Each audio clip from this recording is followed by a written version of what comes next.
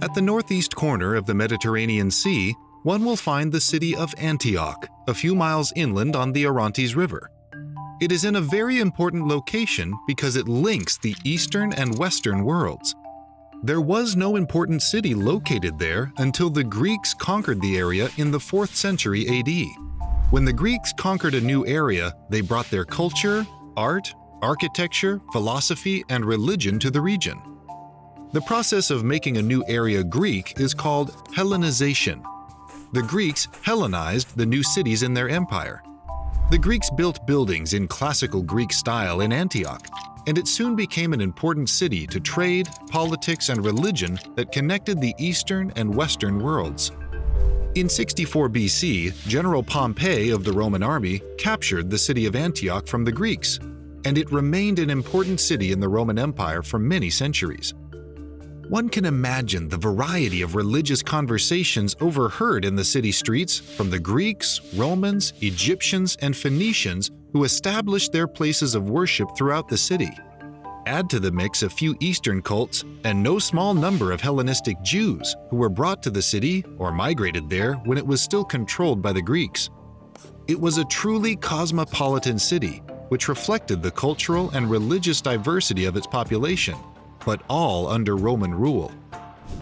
Following the martyrdom of Stephen in Jerusalem in the mid-30s AD, many followers of Jesus migrated northward to Antioch to take refuge there.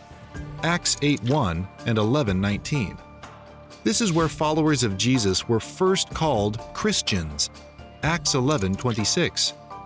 The earliest and most well-known Christian missionary work of the 1st century had its genesis in Antioch. Paul and Barnabas were sent out by the Church of Antioch to the northern Mediterranean world. Paul's 3 missionary journeys and his trip to Rome were responsible for the spread of Christianity to the Jews and Gentiles around the Roman Empire. By the end of the 1st century, Antioch had a population of 300,000, making it the 3rd largest city in the Roman Empire, many of whom were Christians. It was not only an important city to the empire, but to Christianity in its earliest and most vulnerable stage. Christians in Antioch were among the most persecuted Christians in the Roman Empire. Some well-known monastic communities also spread east from Antioch. Before and after Christianity became the legal and eventually official religion of the Roman Empire in the 4th century, Antioch was recognized as one of the major centers of Christianity. It boasted a robust theological school to train people for ministry that rivaled the theological schools in Alexandria and Carthage.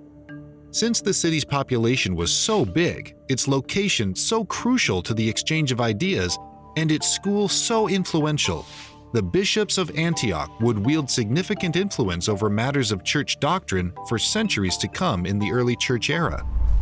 Along with Rome, Constantinople, Alexandria, and Jerusalem, the city of Antioch was crucial to the growth and direction of Christian life and thought.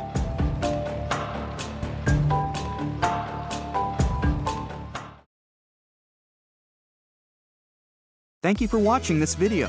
To keep Theology Academy videos free, please consider making a tax-deductible donation at www.theology-academy.org/donate.